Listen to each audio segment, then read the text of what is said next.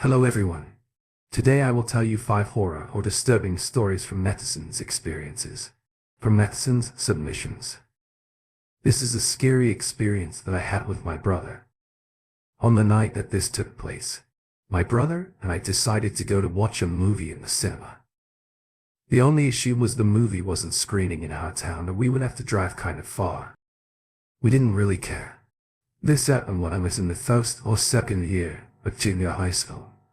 I think I was about 13 years old. I grew up in the countryside. As we were young, I think I was about 16 and my brother was about 19. So when you're that age, you feel like you have all the time in the world, right?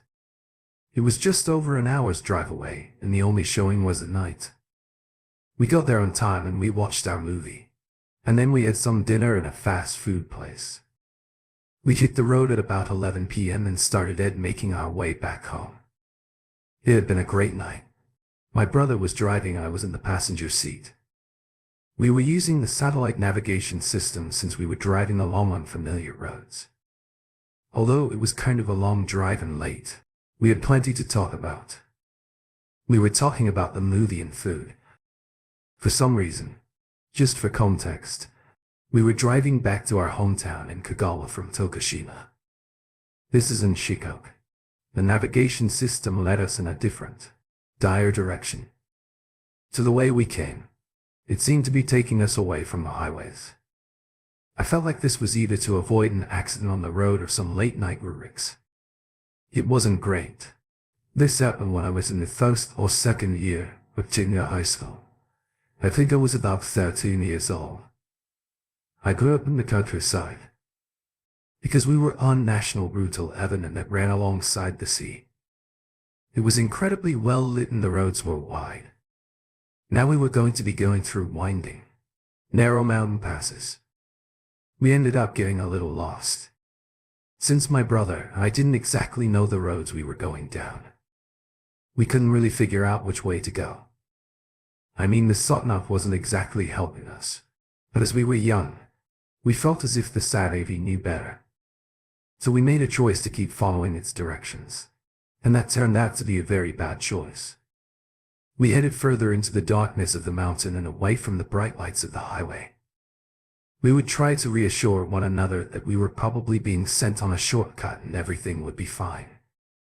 We relied on the sat-nav's direction. The last of the street lights disappeared. There was nothing but darkness ahead of us and all around.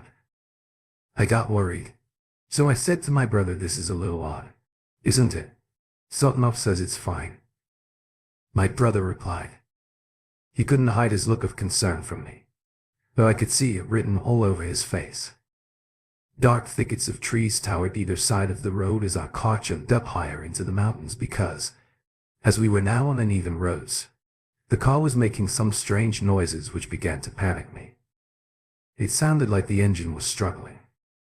I swallowed my pride and I said to my brother, "Hey bro, I got to be honest with you.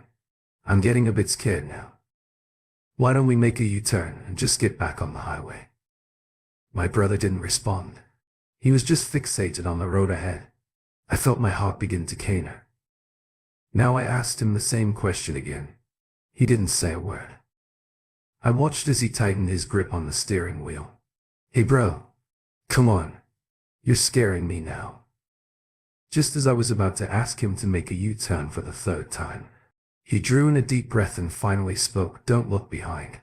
Something strange is going on." I felt my spine turn to ice. I didn't really even understand what he meant. Why was he being so vague? Instinctively, I wanted to look behind me, but I did as he asked. I just sat there in silent contemplation, unable to muster the courage to say another word. For a little while, I thought that my brother might be teasing me. We did like to prank one another, but neither of us had ever gone this far. It seemed way too serious. I looked over to him to see if he had a slight smirk on his face, but it looked like he was in the zone, incredibly focused and yet incredibly concerned. When I saw that look of determination on his face, I knew that there was something behind us. I noticed that we were speeding up now as well. Then my brother thought it. I felt myself slam backwards into the passenger seat with the force. It was terrifying. At any moment another vehicle coming in the opposite direction could appear behind one of the bends in the mountain road. We were going way too fast. Whatever was behind us had forced my brother to tread recklessly. I went again against my brother's orders. Then I looked in the wing mirror to see if I could see what was behind us, but I couldn't see anything. Had my brother just gone completely mad? I was silent. I wanted to plead with him to slow down, but I didn't want to divert his attention from driving. Despite being on these dark, intricate roads, he drove faster and faster. I felt for sure that we were going to collide with something at any moment. So I kind of raced myself. I tensed up. Then suddenly we were turning. We skidded into a hard left, and at that moment I shut my eyes and I braced for impact. A second or two went by and I slowly opened my eyes and looked over at my brother. His face had lost all of its color and his knuckles were white. It was as if he was hanging onto that steering wheel for dear life. I couldn't make a sound. I just prayed that we would get back onto some streets with lights and away from whatever had scared my brother into driving like this. I shut my eyes again, thinking back to that now. Trying to remember how I felt makes me feel for my brother. I mean, if I was feeling that scared, I bet he was feeling more since he was the one driving. After a few moments, my brother said it's okay. Now he's not following us anymore. I think we're good now. I opened my eyes to see streetlights in the distance. It was as if my prayers had been answered. We turned onto the national highway route and I saw the sea. I knew that when I saw that we were going to be fine. I cannot tell you how relieved I was at that point. Once relief settled in, a new feeling emerged: curiosity. I needed to know what caused my brother to drive like our lives depended on it. I needed to know what had been following us. Bro, what was behind us? Something really freaked you out, didn't it? I asked him. My brother drew in a deep breath, like he did before, and said something like this pretty much as soon as we made that turn off of the mountain roads. I felt as if we were being tailed. I knew it because at one point the rear sensor went off and I didn't see anything behind us at first because of the dark art. And that was when I realized that we were being tailed by a car without its lights on. I thought that whoever was driving must know these mountain roads well, if they were confident enough to drive with no lights. At first I was glad to see that other cars were using these roads, because I thought that the Saturn AV might be right. He said that he felt uncomfortable that the car had its lights off. He wanted to pull over to let it pass as it was speeding up behind him now and then. However, the roads were way too narrow to allow him to pull off to the side to let the car out behind pass. It was at that point he glanced in the rearview mirror to try and get a better look at the driver. He said that the sight of the driver nearly took his breath away. The driver had the interior light of his car on for a brief moment and my brother could see his face. He was smiling. He said it wasn't a happy smile, but a disgusting grin that came with furrowed brows. That was the moment that my brother said he knew we had to get away from that car and its driver. That was the moment he started driving faster. It made sense to me now why, when I looked in the wing mirror, that I couldn't see anything.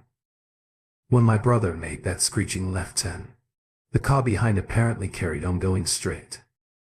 We weren't sure if the driver tried to turn around to follow us, but we don't think that he did, because my brother didn't see him again that night. We managed to arrive home safely without any further incident. That experience really had an effect on my brother. He became a lot more anxious and jumpy after that. He sought out some help. This happened when I was in the first or second year at junior high school. I think I was about 13 years old. I grew up in the countryside, and thankfully I don't think it has permanently scarred him or anything.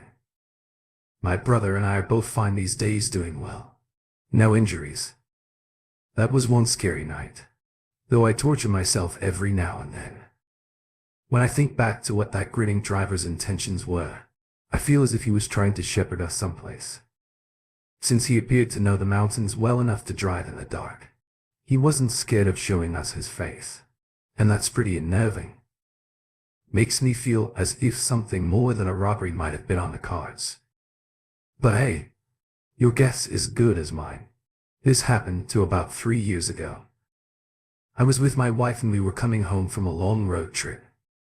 It was late and we were getting hungry, so we decided to pull into a family restaurant to get a bite to eat. My wife really needed to use the bathroom, so instead of reversing into the parking spot, I just pulled in head-on. This is something I don't usually do. By the way, we had our meal and we headed back to the car. We got in and I started the ignition. I went to reverse out of the spot and my parking sense started sounding off. I looked at the LCD screen on my dashboard and I saw a small child stood behind my car. He was squatting down as if he was drawing something on the ground. He seemed to be completely unaware of my car and my intentions to reverse. He didn't even notice. It was strange. I mean, it was nearly midnight. What the hell was this kid doing? Playing out here that late? I didn't want to honk the horn. It seemed a little aggressive. I had no choice but to turn the engine off and step out of my car and ask the kid to move out of the way. I got out and walked to the rear of my car, but I couldn't see the kid anywhere. Damn kid. I figured he might be trying to prank me, waiting for me to get out of the car and then running off or something. I called out to my wife and asked her if she could see the boy, but she couldn't see him either.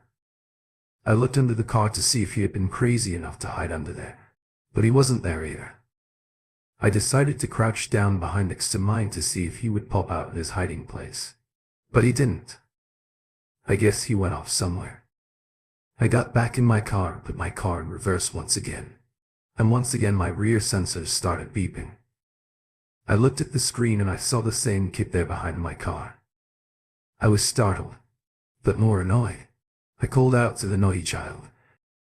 I quickly shut off the engine and jumped out of the car. I felt for sure that I would be able to catch him out this time, but once again there was no behind my car. I couldn't believe what I was seeing. It was around this point that I began to doubt that the kid was real. It was after midnight and I couldn't see his parents anywhere. It's a bit odd for a 4 to 5-year-old kid to be out here alone without either of his parents looking for him. We were at a parking lot on a busy highway. Why was this kid allowed to run around out here? It didn't add up to me. My wife was looking pretty creeped out too, so I had a feeling that she was thinking the same as me. I asked her to help me out. This happened when I was in the first or second year of junior high school. I think I was about 13 years old. I grew up in the countryside. I asked her to step out of the car and stand there while I tried to reverse out of the spot. You know, to make sure the kid didn't come out of nowhere. I put my car into reverse for the third time and for the third time. My senses started beeping and I could see that little boy crouching behind my car. I asked my wife to grab the kid. I planned on giving his parents a piece of my mind and she called back to me, keep reversing. There's no one here. I didn't know what to do at that point. I didn't want to hit the kid with my car, but I knew the kid wasn't there. I had to go against what my eyes and ears were telling me and I trusted my wife. I looked away from the LCD monitor and reversed backwards. I was really nervous. I felt for sure that I would feel a bump and that I would hear my wife scream, but I didn't. I went past the point where I saw the little boy and I looked at the monitor, and all I could see was the empty road behind me. I was able to turn my car around and face the exit. My wife got in the car and we began to pull away. I went nice and slow. I was scared of the slim possibility that there was a little boy out here somewhere. I couldn't help how curious I was. This happened when I was in the first or second year of junior high school. I think I was about 13 years old.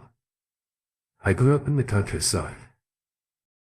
I had to take a look back, so I decided to look in the rearview mirror. I saw the little boy again right there where I parked. He was still there, drawing or writing something on the ground. This time, he slowly looked away from his drawing and towards my car, and I suddenly felt so scared I really didn't want to meet eyes with him. I took my eyes off of the mirror and pulled out of the parking lot. I don't know what happened that night, but it's something I'll never forget. My wife and I think that something happened to that boy in that car park, potentially something fatal. Could a car have hit that child and we were seeing an apparition? Well, that's what we think anyway. Unfortunately, I can't remember the exact location of the car park, but I found some news of fatal accidents in that general area. I think about this incident sometimes when I hear of accidents on the road. Hi Jay. Yeah, have you heard of Kabakura? It's a kind of bar that's uniquely Japanese. These bars primarily hire female staff and their job is to be as attentive as possible to their clientele. Kabakura comes from the French word kabar, and the hostesses in the bar do things like light their guests cigarettes, provide beverages, engage with them in flirtatious conversation, and sing karaoke to entertain them. It's almost like a modern version of the jishay, I guess. Contrary to some beliefs, there is no stripping, nudity or anything else like that. So I'm told. How it works is like this: the client would buy the hostess a drink and therefore, they would be essentially buying their attention. The hostesses get a commission on drinks sold and these drinks have a high markup price. A little like a maid cafe. But the setting is definitely after dark. This is where some clients go to relieve work stress and, sadly, feel wanted. There is a strict no-touching policy. But as you might imagine, these kind of bars can be breeding grounds for infatuation as the wrong signals can have been read. With that in mind, let's dive into this short experience. Oh, and incidentally, if you guys think that this could be a good theme for a video, just let me know in the comments. I heard this from a hostess at a Kabakura bar. It's a pretty creepy one. I guess I'll call her Alice. I don't know how we got onto the subject, but we were talking about scary experiences. She told me one night, not too long ago, that she had a creepy experience and I was all ears. She told me that she had missed the last train home and was forced to get a taxi.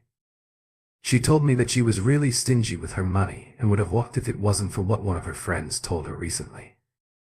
She said that a co-worker had been stalked, so she didn't want to run the risk of walking home alone so late.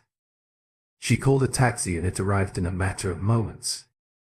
I got the impression that Alice was a very cautious woman. She had a good head on her shoulders.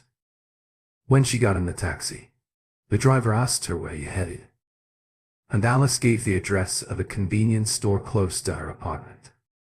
She didn't want to give out her address, plus she figured that she could get a couple of things at the store while she was at.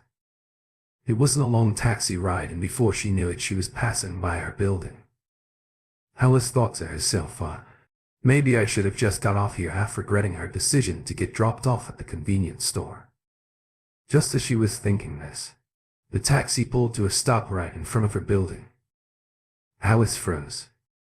She was certain that she asked to be dropped off at the store and did not recollect giving out her building address. She said she never gave out her building address. A couple of awkward seconds go by and the taxi driver suddenly realizes the mistake he has made. And then he says, "Oh yeah, you said the convenience store, didn't you?" He pulled away and after a few more stressful seconds he dropped her off at the convenience store. She left the money and bolted out of the taxi. The following day she filed a complaint at the taxi firm. The driver knew where she lived, so perhaps he was the one who had stalked her co-worker. I will keep this as short as I can, because I really don't have a lot I can say about. It's all very confusing to me, despite this having happened a long time ago. I have told this one to a couple of friends and family members and we are all still left scratching our heads, so I'm opening it up to the internet. This happened when I was returning from Shiga Prefecture, which meant that I was going through M. I guess that doesn't mean much if you don't know the area, but just think of long winding mountain roads through forests. It was also night, so it was really dark out. It gets like that in the mountains. I will admit that I was going a little faster than usual. Like I said, it was night and if I'm honest, I should say that it was late night. I was way behind schedule and I wanted to get home and get to bed. I was gunning it through these mountain roads. I was making some good time, but then something catastrophic happened. I felt like I hit something, ran something over. Based on the impact, I felt I would say it was no bigger than a basketball or something. Sadly, there are many wild things out in the mountains that could be that size. I screeched the car to a halt and I pulled off to the side of the road and parked up. I looked back and I couldn't see anything in the road, and man, that gave me relief. But honestly, I felt like I hit something. So I kept searching. I got on my hands and knees and I looked beneath the car. I couldn't see anything, but it was dark. I grabbed my phone and activated the torch and shone that bright light under my car. I searched all over, but I couldn't see anything. I double and triple checked the area and found nothing. I didn't think that there was much else that I could do other than get back in my car and head home. It was really weird, and, to be honest, I didn't really want to leave because it was all still up in the air. I mean, I definitely hit something. There was no doubt about it. I had to leave, though there was nothing I could do and no evidence I could gather. I just drove home completely perplexed because I couldn't come to any kind of meaningful conclusion. I forgot about that incident for a while, but I was reminded of it when a friend of mine called me one night. My friend called me regularly and we would talk about all kinds of things. That night he called me to tell me that he had a similar experience to mine. He said that he was driving through the same mountain passes that I was. When it happened, he said that he screeched his car to a halt when he thought he hit something, and, just like me, he got out his car to check, but he couldn't find anything. He said he was reminded of my experience, so he got back in his car and he left. I thought that it was nothing more than a coincidence. I thought that it was more than a coincidence that both of us had the same kind of experience. And that got me thinking, me and my friend. We're both dudes. I just wonder if there was some kind of trap set up out there. Let me explain a little. I wonder if, because we were men, we left those mountain roads without issue. I've thought about this for a while and I think that it was a trap. I think that someone had something on a fishing line or something, and the intention of the trap was to get someone out of their car. At first I thought that it might be a carjacking thing.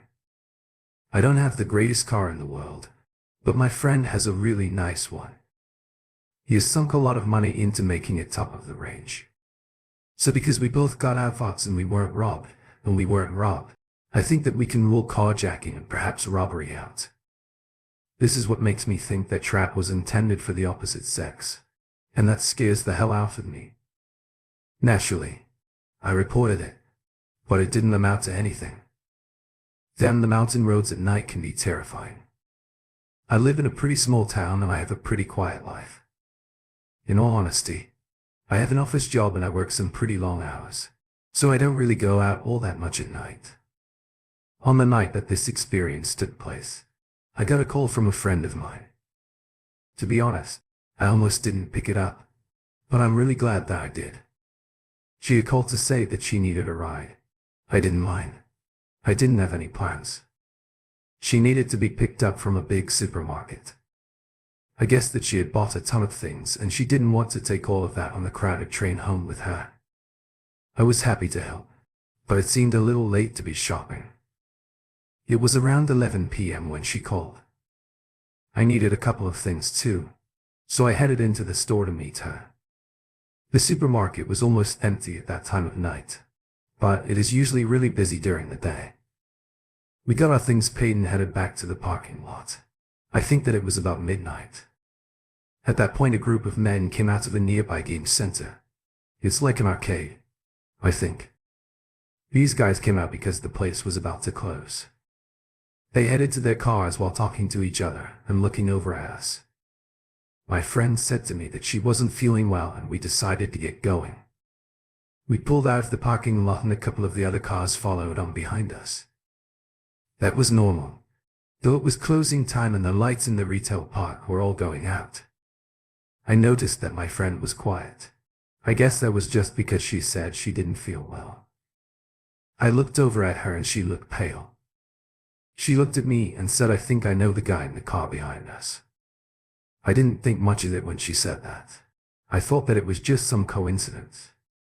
I went to look in the mirrors to see if I knew him too, and then my friend suddenly said, "Don't look back." I realized why she was so uncomfortable now, and I tried to pull over to let the guy pass. But then my friend snapped at me. She said, "Don't stop the car. Whatever you do." I did as she asked and continued, "That's my ex-boyfriend. If you stop, I'm scared he'll come and try to open the door." Okay, this is serious. I thought I made up my mind not to drive down highways. I wanted to avoid traffic lights, which would mean we would have to stop. When my car stops, the doors automatically unlock while the car is in drive, so I decided to take the back roads, and man, that was a bad idea. Thinking back on it now, I should have probably gone to a late-night diner or convenience store. You know, somewhere bright with lots of people around. But I think that my friend would have freaked out if I even tried that. So I kept driving down these countryside lanes, the back roads, until my friend calmed down a little. The car behind is following every turn we made. The further we went from the city, the fewer cars were seen on the road with us. It got to a point where it was literally just us. The car behind was speeding up too, forcing me to go faster and faster. I asked my friend, "Why is this guy chasing us?" And she said, "I think I made him really angry. I don't want to stay at my place alone tonight." She then began to cry, and I didn't really get my answer. The situation we were in was getting more and more unnerving. I didn't know how it was going to end, and I didn't want to consider the possibilities. I kept driving. There wasn't much else I could do. But then something occurred to me. I had quite a small and light car, and the car behind was much bigger. What if I went down a narrow road? Maybe that would stop the guy from chasing us. He would be scared to damage his car. I decided to take that risk and turn down the next narrow road I found. I kept an eye on my navigation system to try and find a way back out of there. I didn't want to be stuck down some dead-end road. I needed to keep driving, or at least get to someplace safe, because I didn't want to send my friend home in the state she was in. I thought about trying the police, but I knew that the police wouldn't do anything about the guy. It seems like they only help after the fact. Never before my friend was sobbing next to me, but she stopped to apologize for getting me into this mess. I mean, I should have sensed something was up. She had never called me for a ride from the supermarket before. She said she called me because she didn't have anyone else she could turn to. I told her that it was okay. I just wanted to know where I should be driving her, and she replied, "Don't take me back to my house. If we did, just lose him. That's where he'll be waiting for me. Can you take me to the train station?" I said that I could, but she could also stay at mine for the night. She vehemently refused. She said she had caused enough trouble. I realized something at that point. The stuff she had bought at the supermarket looked like she had been planned away. She even had some camping equipment. I didn't know it was that bad. I didn't fully understand the situation, but I knew one thing: the man who was chasing us was very dangerous. If running away from her life in Oaktown seemed to be her preferred option. She said that she would stay in a hotel that night. She would get off the train far away and lay low. She was going to hotel hop to make sure her location changed every now and then. I felt for her. I really did. She said that she felt like he was always watching her and he knew how to find her.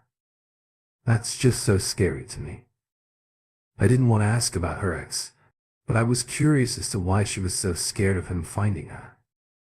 I said something like, "He sounds like a real horrible guy." And she replied, "It's not just him who'll be looking for me. It's his group of friends too." That was frightening. Something really bad was going on. I managed to follow the narrow back roads back to the city, and I got her to the station. Like she asked, I was confident that he wasn't following us anymore. I felt for sure that he had given up. She got out at the station, and we found out that the next available train would come in at 6 a.m. I couldn't leave her there for that long. In the state she was in, I asked her to come with me to a McDonald's. I thought that we could talk things over a little, and I was right. She told me a little more about the situation and that ex of hers. She told me that he didn't take being broken up with very well. He attacked her. He made threats against her friends and family and tried to use fear to coerce her into getting back with him. He was also convinced that she had been with his friends. He said all this after she found out he had been on a bunch of dating and hookups. One of her single friends showed her his profile and she confronted him. She said that his friends are all a bunch of stalkers. Like him too. I was shocked in finding it a little hard to follow her story personally. I think they could have been as bad as one another. With the cheating by the sounds of things. She turned to me and said, "I want you to forget about me. Okay. I'm not going to have anything more to do with you. I mean, it's very sad to lose a friend. Of course. But equally I didn't want to get involved with these weird guys and be chased by random men at night." I was feeling conflicted. She began to cry again, and she kept saying, "It's really my fault this time." After dropping her off at the train station and helping her onto the platform with her bags, she turned to me and gave me 100 yen and said thank you. I'll always be grateful for tonight. And that was the last time I ever saw her. I had tears in my eyes as I drove home from the station that night, but they felt like they instantly dried up. When I noticed a certain car in the lane next to mine, I couldn't believe it. The guy who had followed me earlier was still out here looking for us. I got goosebumps, but I tried not to make it obvious that I had noticed him. By some miracle he didn't appear to notice me or my car, and after 4 or 5 pretty frightening minutes he turned off in a different direction to me. As soon as I got home, I completely crashed out. It was the first time in a long time that I had been awake that late, despite everything that happened that night. I'm glad that I answered her call. I mean, what might have happened to her if I didn't is something I don't want to ask myself. I never heard from her again. Fast forward to 3 months later, I got a call from my friend's number. I was really interested to see how she was doing, so I answered it straight away. I quickly found out that it wasn't my friend on the other end of the phone. It sounded like someone wasn't even using a phone. By that I mean it was kind of computer. Like the voice at the other end of the line asked the following question: "Hi. Have you heard from the man calling from?" Her number seemed to be polite and friendly, but I knew he was likely one of the guys who was chasing her and me that night. I was a little scared to say anything at first, but then I managed to say, "Actually, I haven't heard from her in a very long time. So sorry. I can't help you." "Oh, is that so? Well then, I'm sorry to have bothered you then," and the call ended. I was so scared even though it wasn't happening to me. I had a way to contact her through a separate messaging app, but I didn't dare use it, just in case one of those guys or her ex had a way of tracking her messages. I hope she managed to start a new life, and although that call was scary, it told me that they hadn't managed to track her down. If you are out there, stay safe, my friend.